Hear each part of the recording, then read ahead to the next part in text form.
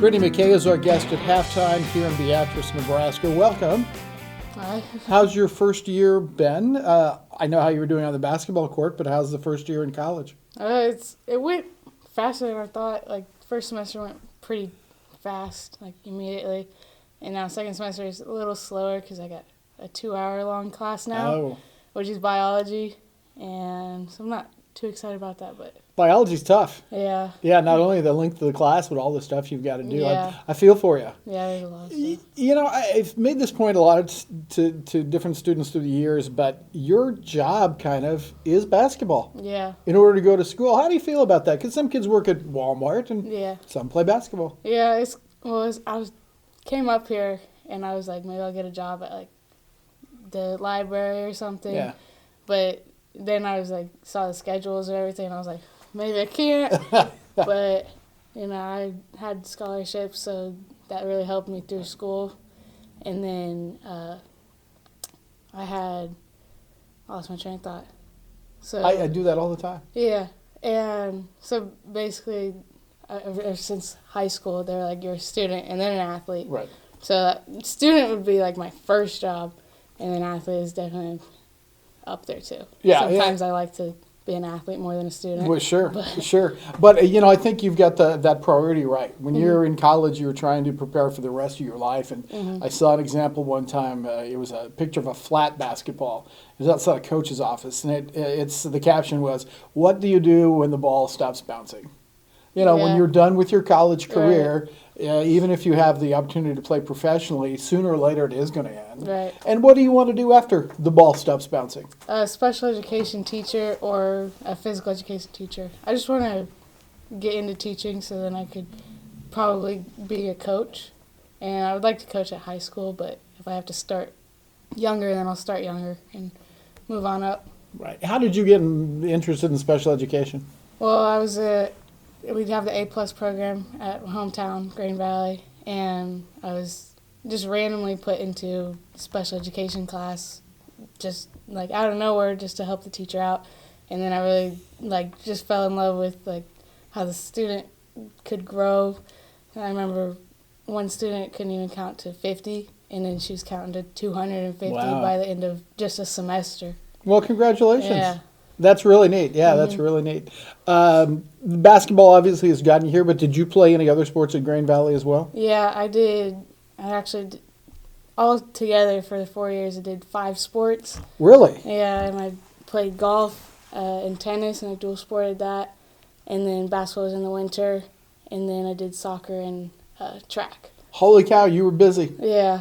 Well, wouldn't track and soccer be a dual sport too? Would you have to play both? Yep. How do you do that? I mean, do you ever had to compete on the same day? No, we did. So you pick one that's like your major, like your priority. So for golf and tennis, I chose golf. And then for soccer and track, I chose soccer. And but the schedules really go really well together. Yeah, I didn't realize that until you skip a couple of practices, obviously, because you had a golf match or something. Right. Yeah. Mm-hmm. Brittney McKay is our guest here. It's halftime at Southeast. And, let's get down to basketball now, okay?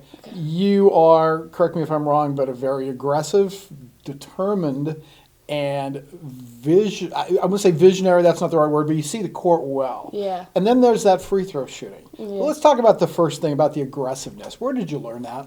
Well, my dad taught me, or he coached me all through since 8th grade. And he was basically like, if you're going to the basket, then you got to drive hard because they'll probably knock the crap out of you. And, you have to put those free throws in too, which he also got me in the free throws. Yeah. At one point earlier this season, you were in the top 3 in the nation in free throw shooting. Then you had that one off night. Yeah. Did you go back and look at yourself and say what was wrong that night? Or? Yeah, I went back and I was looking at the free throws, and something with my form was just not, it didn't look like my form. And I don't know why, but I went back, I think last Friday night, and I just shot 100 free throws with me and my friend, and just kept going. Yeah.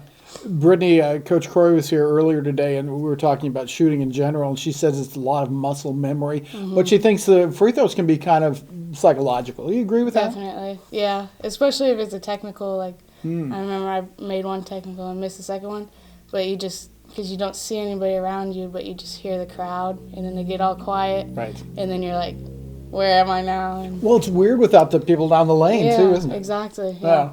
Brittney McKay is our guest. She plays point guard for the Pirates, and your scoring was kind of secondary to handling the ball and distributing. It seemed like earlier in the year, but lately you're scoring well. What's the Yeah. difference? Well, at the beginning of the year, I think I might have been a little, like, timid and just wanted to share the ball more. And that was me during high school, too. I never really shot from the outside. I always found the better shot. Mm-hmm. So I tried to distribute it more to my teammates. And some people say, like, you know, assists don't make points, but, like, you have to get the assist to make the points. Exactly. Yeah. Yeah, well, and I look at a box score. Let's say you have 10 points and, again, 10 assists. That's like 30 points. Right. So that's, Yeah. there have been a lot of people who made a lot of nice money and a nice living distributing the ball. So, Yeah. do you have any idols in the sport of basketball? Is there anybody you look up to? Yeah, Diana Taurasi is probably my favorite. She plays for the Phoenix Mercury, and she just plays so, like, unselfish. Yeah, you're a lot like her. And then Sue Bird also is, I think she's number one in assist, leading assist. And Brianna Stewart, she's just a beast all around. Yeah, Just yeah. crazy. Brittney McKay is our guest. It's halftime in Beatrice, Nebraska. You mentioned your dad a bit ago. Would you mind telling us a little bit about your family? Yeah, well, my parents, they were together all through until, I think, 8th grade, and then they decided to split up. And it was kind of rough. Like, I can imagine. Going into high school, and then you don't really want to tell anybody about it. But then you just, that's where basketball really is just like a release. Right. So from like all the stress, you could just go and shoot some hoops, and you don't have to think about anything. Right. But yeah, he's my role model. Above all else, he is definitely. All right. Mm-hmm. Brothers and sisters. Yeah, I got 3 sisters. One she just turned 32. Her birthday was last Friday, I think, or Saturday. And she has a little boy, little nephew, Bryson. He's the cutest. Yeah, I'll bet. Yeah, and then I have my other older sister, and she's 20, and she goes to Emporia State for nursing. Okay. And then I have a twin sister, Bailey, and she's going into the Navy, and that's crazy. You guys ever get together in the driveway and play basketball? Mm-hmm. I'll bet you can drive and score on each of them, can't you? Oh, yeah. I always challenge them to one-on-ones, and they're just like, let's just play horse or something. Right. Yeah. I'll bet. Brittney McKay is our guest here. And I guess the last thing I'd kind of like to know is, what was the reason you came to North Central? Why did you choose Trenton, Missouri's school? Well, I was on a competitive team last summer, and he kind of didn't want me to go to a JUCO because he didn't believe in it, I guess. Right. But in my mind, I was just like, well, I can use A+, and thinking like financially I could use A+, and then also I can get a lot more playing time than if I was a freshman going into a 4-year school. Right. But I chose Trenton because it's not all the way across the country. It's only 2 hours from home, so I can go home if I need to, or I can just stay up here if I want to. And then all my parents and family can come to my games. Right. And they're pretty close. Well, I tell you, I'm glad you came. Mm-hmm. It's been fun watching you. I think you've got something kind of special going with this group, too. I just kind of have a feeling. Definitely. I love this group. Good. It's awesome. Brittney McKay, thank you so much for being our guest, and we'll be back with more from Beatrice after this.